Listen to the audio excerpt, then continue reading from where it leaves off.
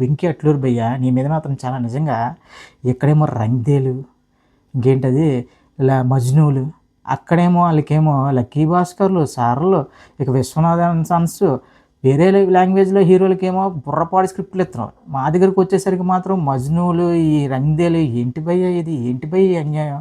అంటే నీ స్టోరీలు మన హీరోలు యాక్సెప్ట్ చేయట్లేదా, లేదంటే మన వాళ్ళకి నరేట్ చేయట్లేదా? Hi, welcome to my channel. నేను మీనాని. సూర్య గారి విశ్వనాథ్ అండ్ సన్స్ సినిమా అయితే ఈరోజు రిలీజ్ అయింది.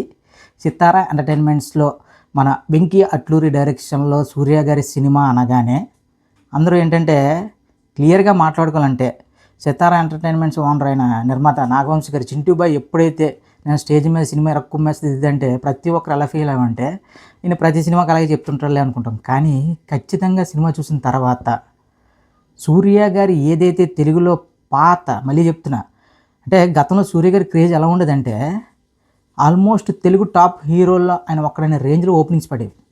అలా తర్వాత ఆయన తీసిన కళాఖండాలని కానీ ఇవన్నీ అలాంటి సినిమాలకి దెబ్బకి ఆల్మోస్ట్ తెలుగులో సూర్య గారి మార్కెట్ కొలాప్స్ అయిన టైంలో కరుప్ అనే సినిమా రిలీజ్ అవ్వడం, ఆ సినిమాకి ఒక మోస్తరుగా అంటే కలెక్షన్లు రావడం, ఇప్పుడు ఈ విశ్వనాథన్ సన్స్ అనే సినిమా సూర్య గారికి ఒక పెద్ద కంబ్యాక్ అని చెప్పొచ్చు భయ్య. ఎందుకంటే సూర్య గారికి ఫ్యామిలీ ఆడియన్స్, విపరీతమైన ఫ్యామిలీ ఆడియన్స్ ఉన్నారు తెలుగులో. సో అలాంటి వాళ్ళందరికీ కూడా ఒక ఫీస్ట్ లాంటి సినిమా విశ్వనాథన్ అండ్ సన్స్. సినిమాలో సూర్య గారి లుక్స్ ఉన్నాయి, వేరే లెవెల్లో ఉన్నాయి. ఒక అత్తారింటికి దారేది తర్వాత నాకు ఒక హీరోని అంటే అలా అనిపించింది. సినిమా మొత్తం చాలా నీట్గా, ఒక వల్గారిటీ కానీ ఏది లేకుండా చాలా క్లీన్గా కొన్ని సీన్స్ ఉన్నాయి. కానీ వాటిని కూడా వెంకీ అట్లూరి ఎలా డిజైన్ చేశాడంటే ఎక్కడా కూడా మనకి ఎబ్బెట్టిగా అనిపించేది ఎక్కడ ఉండదు. అంటే కొన్ని డైలాగ్స్ కానీ ఇవన్నీ చూసిన తర్వాత త్రివిక్రమ్ శ్రీనివాస్ గారు కరెక్ట్గా అప్గ్రేడ్ అయ్యి ఉంటే ఇలా వెంకీ అట్లూరిలో ఉంటారేమో అనిపించింది. చాలా చోట్ల మనకు ఫీల్ వస్తుంది, త్రివిక్రమ్ గారికి కదా ఇలాంటి సినిమాలు తీయాలి అనే ఫీల్ అయితే చాలా గట్టిగా అనిపిస్తుంది. ఇక సూర్య గారు ఇక మమతా వాళ్ళిద్దరు కాంబినేషన్లో వచ్చిన ప్రతి ఒక్క సీన్ హైలైటే. ఇక సెకండ్ హాఫ్లో సినిమా ఇది తగ్గింది అది అన్నారు, కానీ నేను ఫస్ట్ షోకి వెళ్ళాను 6:30 షోకి ఈవినింగ్. చూసిన తర్వాత నాకు ఫస్ట్ హాఫ్ కంటే సెకండ్ హాఫే బాగా నచ్చింది భయ్య. రాధిక గారు కానీ ఇంకా చాలా స్ట్రాంగ్ లేడీ క్యారెక్టర్లు రాసుకున్నారు సినిమాలో. మాత్రం లేడీ క్యారెక్టర్లు ఎంత స్ట్రాంగ్గా రాసుకున్నారంటే నిజంగా వెంకీ అట్లూరి రైటింగ్కే నాకు తెలిసే స్టోరీ నరేషన్కే సూర్య గారు ఫిదా అయిపోంటారు. సో ఇందులో మైనస్ లేవా ఏంటంటే మాత్రం ఇది ఖచ్చితంగా కంప్లీట్గా ఫ్యామిలీ ఎంటర్టైన్మెంట్లు ఇష్టపడే వాళ్ళ కోసమే తీసిన సినిమా. ఓ లౌడ్ మ్యూజిక్లు, భారీ యాక్షన్ డ్రామాలు, లేదంటే బ్లడ్ బాత్లు అవి ఇవి కావాలనుకున్న వాళ్ళకు మాత్రం ఈ సినిమా ఎక్కదు. కానీ ఫ్యామిలీ మొత్తం, మళ్ళీ చెప్తున్నా, ఫ్యామిలీ మొత్తం చక్కగా హ్యాపీగా ఫ్యామిలీతో కలిసి చూడొచ్చు సినిమా. కొన్ని సీన్లు ఉంటాయి కానీ అవి కూడా చాలా నీట్గా డిజైన్ చేశాడు భయ్య. ఎంత రిచ్గా ఉంటుందంటే సినిమా మొత్తం. చెప్తున్నా కదా, ఒక అత్తారింటి దారే సినిమా మనం చూసినప్పుడు ఒక బాగా బలిసిన ఒక డబ్బున్నోడు హీరో అయితే ఎలా ఉంటుంది క్యారెక్టరైజేషన్, అలాంటి క్యారెక్టరైజేషన్ సూర్య గారిది.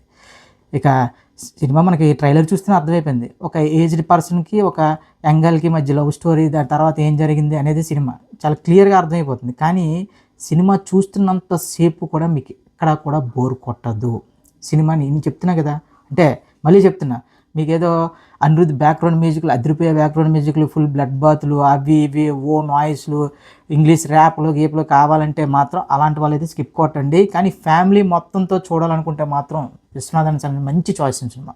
ఈ సినిమా ఎంత క్లీన్గా ఉందంటే నిజంగా నాకైతే ఒక్కొక్క ఫ్రేమ్ కూడా ఏదో ఒక డిజైన్ చేసినట్టే ఉంటుంది భయ్య. ప్రతి ఒక్క ఫ్రేమ్ కూడా ఫోటోగ్రాఫర్ ఎవరికైనా ఎరగకుమ్మేశాడు. సూర్య గారిని యాక్చువల్గా బోల్డ్గా చూపిద్దాం అనుకున్నారు, కానీ ఆయన ఎంత యంగ్గా ఉన్నారంటే అసలు అంటే మనకు అనిపిస్తుంది వాళ్ళిద్దరిది కూడా కరెక్ట్ పేరే కదా, మమతాదిని సూర్య గారిది అని ఫీల్ వస్తుంది. ఎక్కడ కూడా ఆయన ఏజ్డ్ పర్సన్ అని అస్సలు అలాంటి ఫీల్ రాదు. సూర్య భయ్య చాలా రోజులకి తెలుగు వాళ్ళ కోసం తీసిన సినిమాలు అనిపించింది. కాకపోతే అక్కడక్కడ లిప్ సింక్లు ఏవో ఉంటాయి కదా, అంటే తమిళ్లో షూట్ చేసి తెలుగులో తీసినట్టు సినిమాని తెలుగులో డబ్ చేసినట్టు, అంటే డైరెక్టర్ గారే చెప్పారు మొత్తం సినిమా అంతా కూడా తమిళ్లోనే తీసామని. ఓవరాల్గా నాకైతే మాత్రం పర్ఫెక్ట్ కంబ్యాక్ సినిమా సూర్య గారిది ఇదే భయ్య.